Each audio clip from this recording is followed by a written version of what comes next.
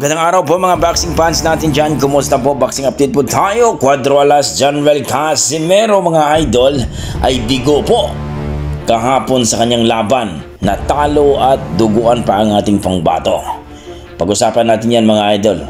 Grabe ang mga pangyayari mga idol na kung saan ay nakita natin kahapon. Ang magandang laban ni Casimero at ni Kamida. Sa unang round po mga idol ay pinakita yung pagsik ni Casimero. Talagang iniinda po ni Kamida ang lakas ni Casimero, pero tila ba sinunod ni Kamida mga idol ang sinabi ni Masayuki Ito na kung gusto niyang manalo kay Casimero, habaan ng pasensya at pagurin si Casimero dahil malakas daw si Casimero sa first round, second round at third round, pero pagdating daw sa late round ay hindi na masyado. Well mga idol, sinunod nga ni Kamida mga idol. Actually hindi po talaga laban ni Kamida yon, kasi nakita mo naman ang laban ni Kamida versus Neri ay nakipagsabayan nito. Kung baga inutakan si Casimero dito mga idol, pinagod at talagang pinupuntusan lang, napostrate po ito si Casimero sapagkat ang ginawa po ni Kamida ay totally tumatakbo lang po mga idol. Ang nakagandahan lang ni Kamida mga idol ay talagang pumapasok yung mga jab niya.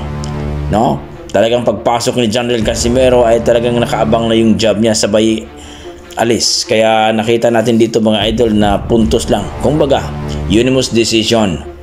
Pero eto nga mga idol, ang nakaganda kay Casimero mga idol, pinakita niya na talagang yung pure the man na kung saan ay pumunta dyan makipagbakbakan, hindi po magipagtakbuhan.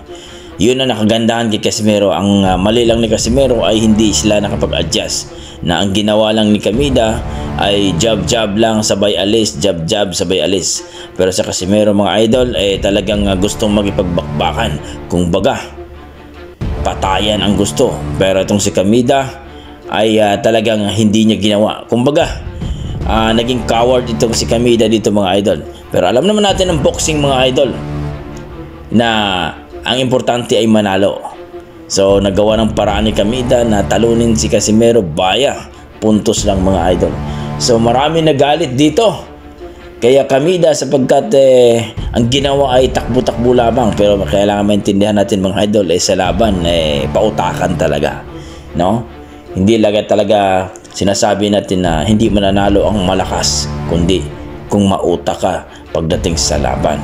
So maraming nadismaya mga idol at maraming natalo dahil kitang-kita natin na talagang maraming pumusta dito kay Casimero. Lalong-lalo na yung mga basher mga idol ay sigurado double kill yung nangyari mga idol, kasi pumusta sila kay Sanchez dati, ngayon pumusta sila ni Casimero, double kill. So better next time na lang mga idol at babawi yan si Alas mga idol.